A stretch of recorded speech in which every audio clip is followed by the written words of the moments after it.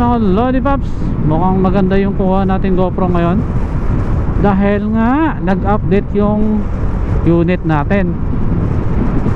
Hindi ko lang alam sa mga ibang model kung nag-update. Hindi ko lang alam kung ano mga version ng mga model yung nagkaroon ng update sa application. Pero dito mga lodi, since inopen ko siya kanina, nagkaroon ng update regarding dun sa 4K resolution. Supported na niya yung 30k fps saka yung 24. So hindi na siya disabled mga lodi, working na siya. Tapos minor repair sa mga bugs.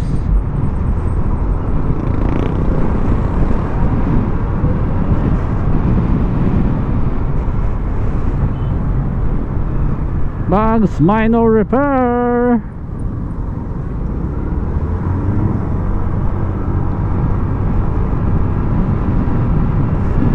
So ito mga lodi yung bayan ng Taytay sa ating kaliwa. Ito mga lodi, pakaliwa natin yan, Taytayan. Tapos yung pakanan naman papuntang Antipolo, Rizal. Ayan. Siyempre iikot tayo sa rotonda mga lodi kasi kakaliwa nga naman tayo.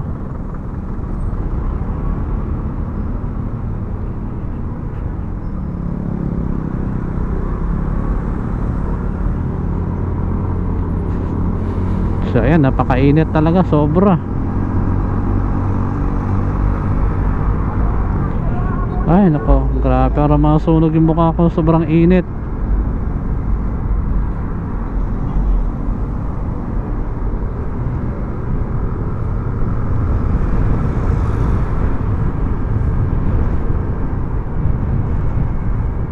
Saka si Master dito,